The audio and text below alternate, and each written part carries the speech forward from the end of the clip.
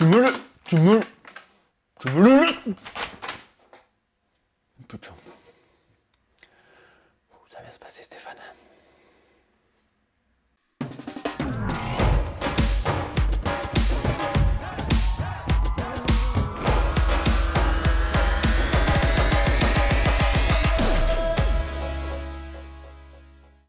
Et salut à toi, très cher investisseur rentable, c'est Yann. C'est un plaisir de te retrouver dans cette vidéo immobilière du jour.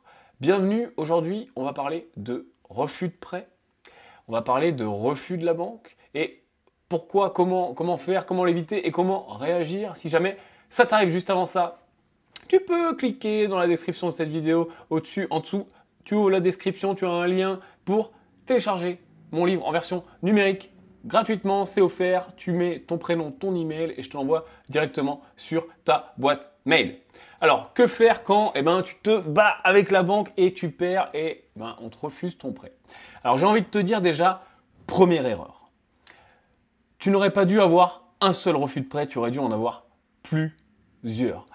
C'est vraiment la première chose à savoir, n'attends pas après ta banque, n'attends pas en tout cas seulement après ta banque historique, on va dire, celle chez laquelle tu es client depuis des années, des mois. Fais tout de suite plusieurs demandes de prêt. Un dossier locatif égale tout de suite plusieurs demandes de prêt. Parce que si tu fais une première demande de prêt dans une banque, voilà, demande d'informations supplémentaires, demande de précision complémentaire, le conseiller part en vacances, il revient, etc. Il va se passer 3 semaines, 1 mois. Ça va partir peut-être en décision, etc. Tu vas avoir un refus, tu auras perdu 3 semaines, 1 mois. Les compromis, je te rappelle que en général, on met un délai de 2 à 3 mois. Donc tu vas très vite te retrouver hors délai. Première banque, j'attends, refus. Merde. Deuxième banque, j'attends, refus. Ah, je suis hors délai. Bon, allez, on proroge. Troisième banque, j'attends, refus, etc. Tu perds un temps fou. Donc dès le début, tout de suite, boum, le compromis en main, le précieux sésame. Tour des banques.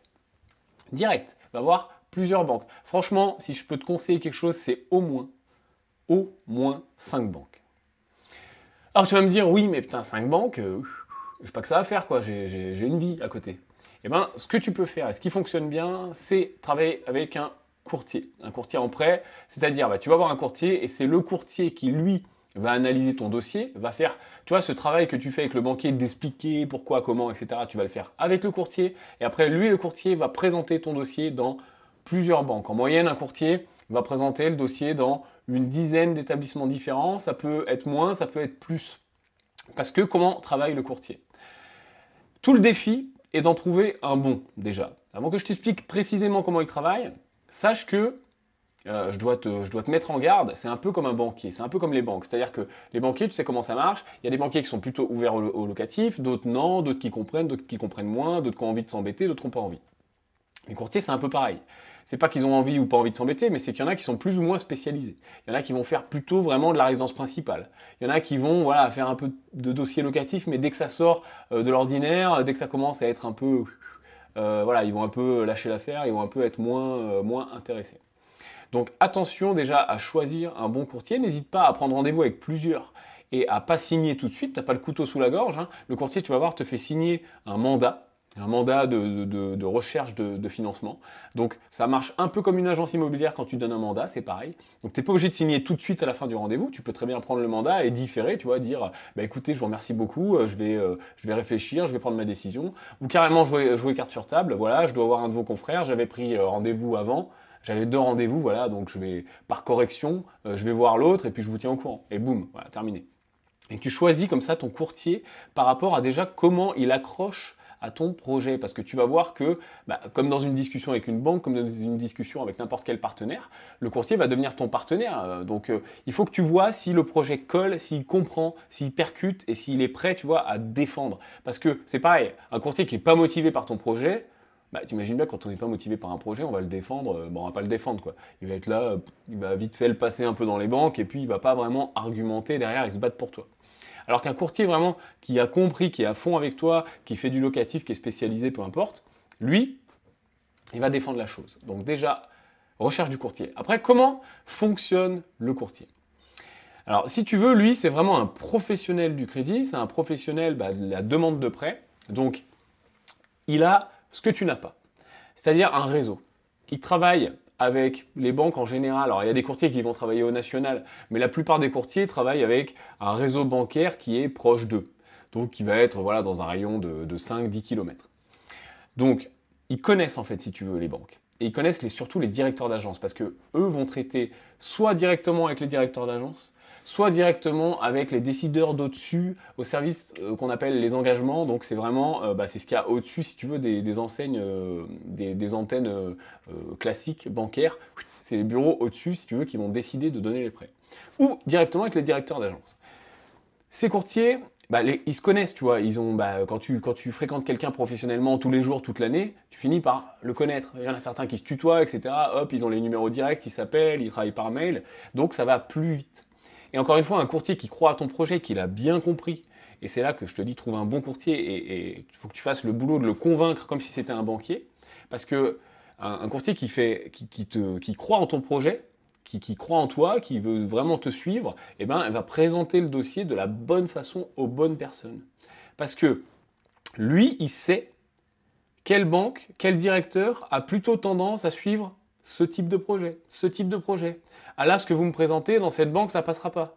Ah là, par contre, là, ce que vous présentez, j'ai en tête un directeur, lui, il suit bien en ce moment ces trucs-là.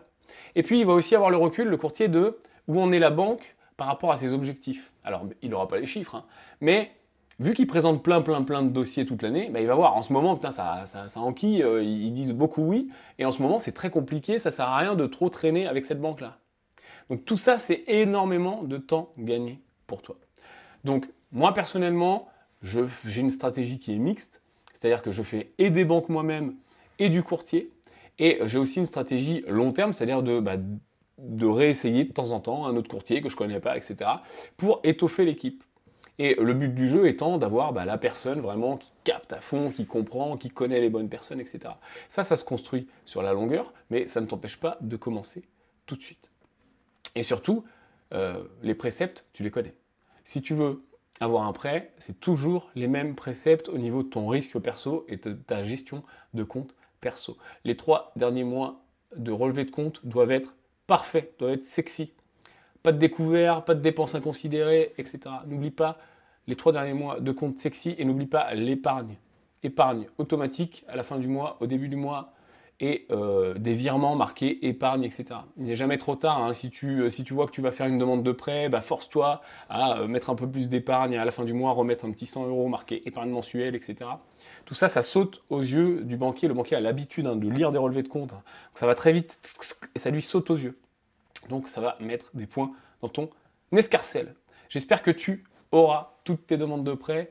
Ne panique pas après un refus, on en a tous, ça arrive parce que on ne maîtrise pas les critères bancaires. Il y a des fois où on va l'avoir, des fois on ne va pas l'avoir dans le même établissement et on ne sait pas trop pourquoi, tant pis, c'est pas grave.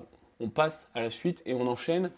L'important n'est pas les embûches que tu vas avoir tout au long du chemin sur lesquelles tu vas trébucher. L'important c'est la fin du chemin, l'arrivée là-bas et la fin du projet et le moment où enfin ça tombe. Donc vois l'arrivée et vois pas trop les embûches. Des embûches, il y en aura, mais il faut savoir ce qu'on veut. Si cette vidéo t'a plu et qu'elle t'a appris des choses, apporte ton pouce à l'édifice. Tu es sur la chaîne des investisseurs rentables. Tu peux cliquer pour t'abonner et ne rater aucun conseil immobilier. Je te dis à très bientôt. Ciao!